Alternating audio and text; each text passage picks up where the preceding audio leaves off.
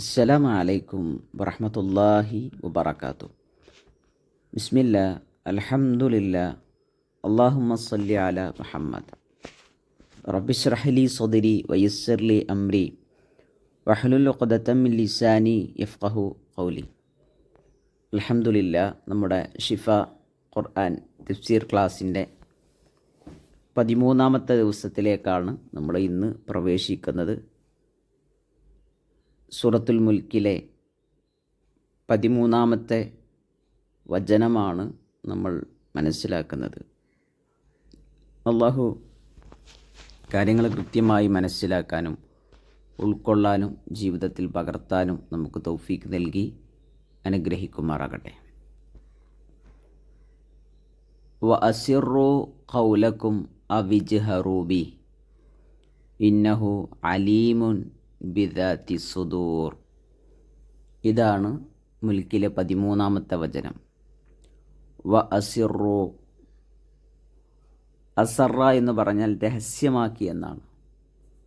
വ അസിറു, നിങ്ങൾ രഹസ്യമാക്കിക്കൊള്ളുക. ഖൗലക്കും, നിങ്ങളുടെ വാചകത്തെ, നിങ്ങളുടെ സംസാരത്തെ. ഔ അല്ല എങ്കിൽ ഇജ്ഹറൂബി, അല്ലെങ്കിൽ നിങ്ങൾ പരസ്യമാക്കുക, അല്ലെങ്കിൽ ഉറക്കെയാക്കുക. ജഹർ എന്ന് പറഞ്ഞാൽ ഉറക്കെ.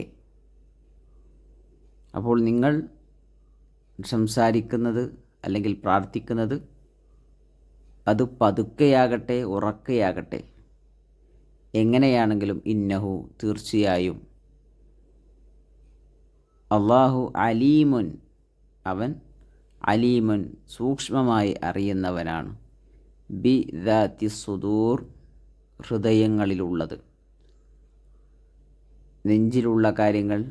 അള്ളാഹു ഹൃദയങ്ങളിലുള്ള കാര്യങ്ങൾ സൂക്ഷ്മമായി അറിയുന്നവനാണ്.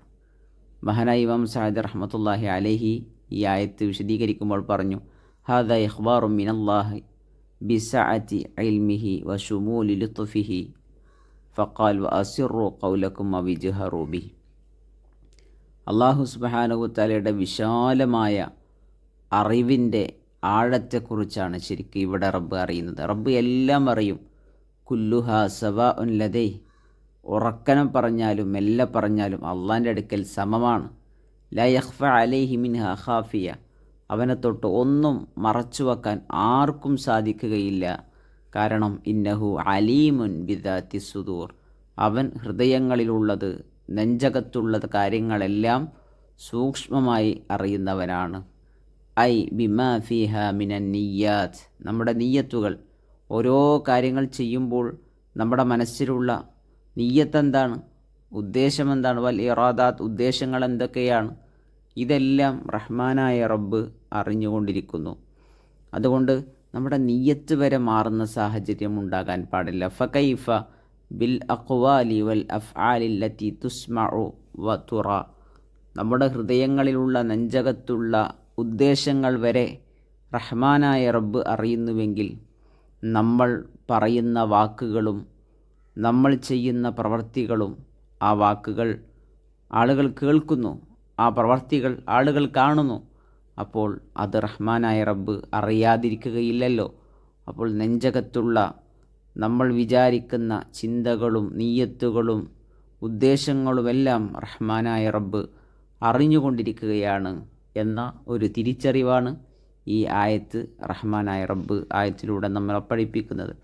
ആയത്തിൻ്റെ മൊത്തത്തിലുള്ള അർത്ഥം, നിങ്ങളുടെ സംസാരം നിങ്ങൾ രഹസ്യമാക്കുക, അല്ലെങ്കിൽ അത് പരസ്യമാക്കുക. തീർച്ചയായും അവൻ അള്ളാഹു ഹൃദയങ്ങളിലുള്ളതിനെപ്പറ്റി അറിവുള്ളവനാകുന്നു. ഇത് നമ്മുടെ ജീവിതവുമായി നമ്മൾ കണക്ട് ചെയ്യുമ്പോൾ പലപ്പോഴും പല സഹോദരിമാരും പറയാറുണ്ട്, എന്നെ ഒരാളും മനസ്സിലാക്കുന്നില്ല, എൻ്റെ ഭർത്താവിന് എന്നെ മനസ്സിലാകുന്നില്ല, എൻ്റെ വീട്ടുകാർക്ക് എന്നെ മനസ്സിലാകുന്നില്ല, എൻ്റെ മക്കൾക്ക് ഞാൻ പറഞ്ഞാൽ മനസ്സിലാകുന്നില്ല, എന്നെ ആരും മനസ്സിലാക്കും? പ്രിയപ്പെട്ട സഹോദരിമാരെ, നമ്മെ അറിയുന്ന, സൂക്ഷ്മമായി അറിയുന്ന റഹ്മാനായ റബ്ബുണ്ട്. അള്ളാഹു അലീമാണ്. നമ്മുടെ ഹൃദയത്തിലെ വേദനകൾ, നമ്മുടെ ഹൃദയത്തിലെ സങ്കടങ്ങൾ, നമ്മുടെ ഹൃദയത്തിൽ എന്തെല്ലാം വിഷമങ്ങളുണ്ടോ ആ വിഷമങ്ങളുടെ ആഴവും പരപ്പും കൃത്യമായി അറിയുന്നവനാണ് റഹ്മാനായ റബ്ബ്. ആ റബ്ബിനോടാണ് നമ്മുടെ വിഷമങ്ങൾ നമ്മൾ പറയേണ്ടത്. എൻ്റെ റബ്ബ് അറിയുന്നുണ്ട്. ആ സമാധാനമാണ് നമ്മളെ സംബന്ധിച്ചിടത്തോളം ഉണ്ടാകേണ്ടത്.